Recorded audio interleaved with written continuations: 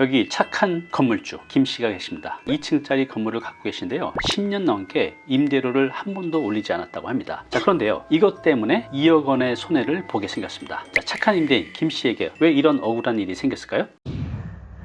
안녕하세요, 다니쌤입니다.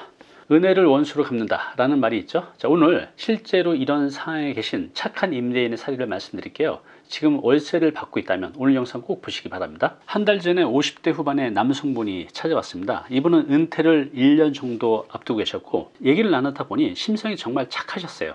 여기 보시는 2층짜리 상가 건물을 갖고 계신데 10년 전에 아버지로부터 상속을 받았다고 합니다. 이 1층에는 상가 점포가 조그맣게 3개가 있었고요, 2층은 사무실로 임대를 주고 있었습니다. 이 건물은 50년이 넘은 굉장히 노후된 건물이에요. 자, 이 상가 건물 위치를 봤더니 지하철에서 1분 거리고 초역세권이죠. 유동인구도 굉장히 많은 곳이어서 위치가 굉장히 좋습니다. 자, 그런데 여기서 나오는 임대료가 한 250만 원도 채 안 됩니다. 알고 봤더니 주변 임대료 시세의 절반도 안 되는 수준에서 아주 싸게 임대를 주고 있었습니다. 이분은 5년 전부터 퇴직할 즈음에 이 건물을 철거하고 건물을 이제 새로 지을 결심을 했어요. 왜냐하면 건축사무소를 통해서 알아봤더니 이 건물을 보신 것처럼 6층 정도 건물로 지을 수 있다고 합니다. 그래서 이렇게 지었을 때 예상 임대료를 주변 부동산을 통해서 알아봤더니 1200만 원 정도는 충분히 들어올 거라고 했습니다. 자, 그리고 신축하는데 부족한 돈은 여기 담보대출을 통해서 충분히 건축을 할 수 있었습니다. 그러면 대출 이자를 내고도 노후 생활비가 충분하다고 생각했죠. 자, 그래서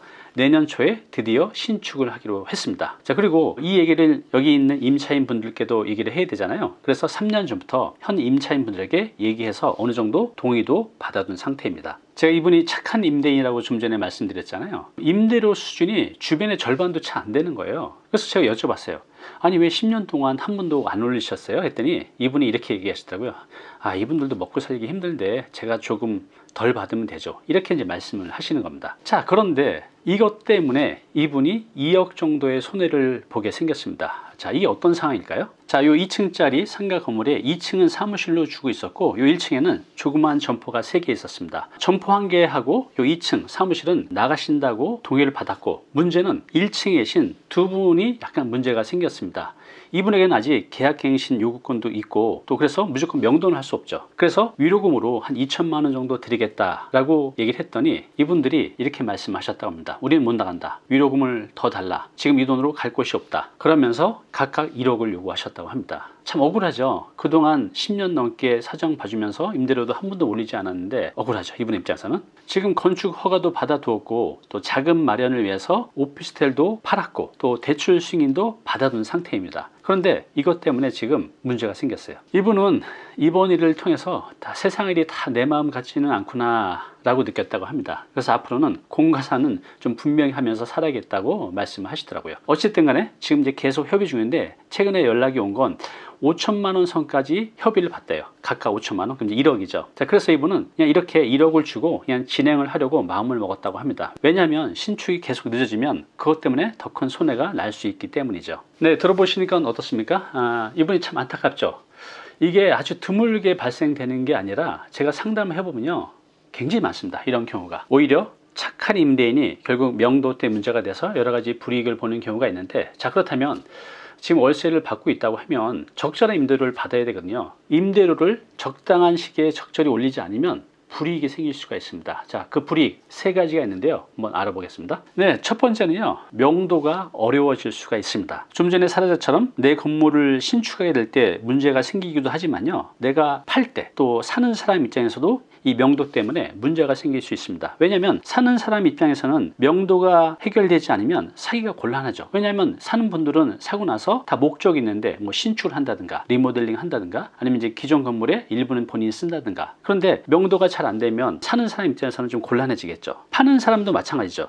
이게 명도가 잘 이루어지지 않으면 사는 사람이 꺼리게 되고, 그러면 가격을 좀 깎아주는 경우가 생길 수도 있습니다. 특히 요즘같이 매수자 우위 시장에서는요, 더더욱 파는 사람이 불리해집니다. 불리해 줄 수가 있습니다. 자, 두 번째는요, 투자 수익률이 떨어질 수 있습니다. 자, 당연한 얘기지만 수익률이 떨어지면 문제가 되죠. 그죠? 어떤 경우가 문제가 될까요? 특히 요즘같이 고금리 때 문제가 됩니다. 예전에 2% 3% 때는 그럭저럭 월세 나오는 걸로 이자를 낼 수가 있었는데 지금처럼 막 5% 6% 7%까지 올라갈 때는 여기서 나오는 임대 수익으로 대출 이자를 못 내는 경우가 생길 수가 있다는 거죠. 자, 세 번째는요, 매각 시에 불리해질 수 있습니다. 네, 오늘 사례처럼 신축하는 경우를 제외하고는요, 건물의 임대료가 건물의 가격에 상당한 영향을 미칩니다. 그런데 이렇게 임대 수익이 적으면 투자 수익률이 떨어지고, 그러면 매각 시 내가 원하는 가격을 받지 못할 수도 있습니다. 자, 그렇다면 상가 적절하게 시세만큼은 받아야 되는데 언제 얼마나 인상할 수 있을까요? 상가에 관심 있는 분들은 아시겠지만 2018년도에 바뀐 게 있습니다. 굉장히 중요한 건데, 계약갱신 청구 기간이 바뀌었어요. 원래 5년이었는데 10년으로 연장이 됐죠. 자, 그리고 또 2018년 1월 26일 날짜로 종전에는 상가 임대료 인상을 연 9%까지 올릴 수가 있었는데 이제는 5% 이하로 하향 조정됐습니다. 자, 임대료 인상 시기, 자, 언제 올릴 수 있을까요?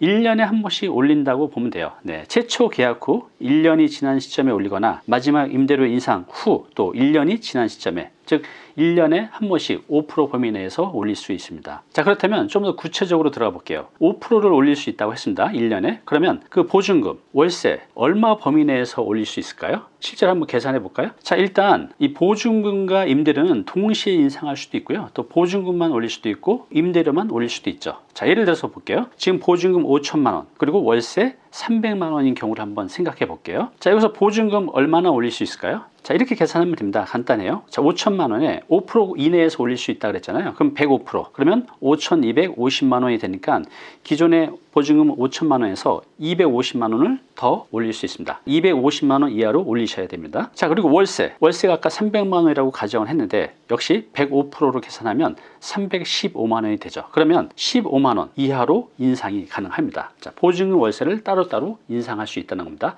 자, 그렇다면 이번에는 보통 이제 보증금 올리지 않고 월세만 올리는 경우가 많이 있잖아요. 자, 이 경우는 환산 보증금이라는 걸 이해해야 되는데요. 요거에 대해서는 설명이 좀 길어지니까요. 제가 예전에 올렸던 영상이 있는데요. 그걸 참고하시기 바랍니다. 자, 중요한 내용 다시 한번 정리해 드리겠습니다. 요즘같이 어려운 시기에 임대인 입장에서는 더 받고 싶지만 서로 상생하는 의미에서 조금 임대를 낮춰주는 것도 좋은데 또 너무 많이 낮춰주게 되면 나중에 문제가 생길 수 있다는 겁니다. 이런 문제요. 첫 번째, 명도가 어려워질 수 있다. 두 번째, 투자 수익률이 떨어진다. 그래서 매각 시 불리해질 수 있다. 자, 오늘 말씀드린 내용 마인드맵으로 정리했는데요. 이 자료는 이렇게 다운받으시면 됩니다. 단위 캠퍼스 홈페이지가 있어요. 여기 마인드맵이라고 있죠. 오늘 거 포함해서 이전에 올렸던 많은 마인드맵이 올라와 있는데요.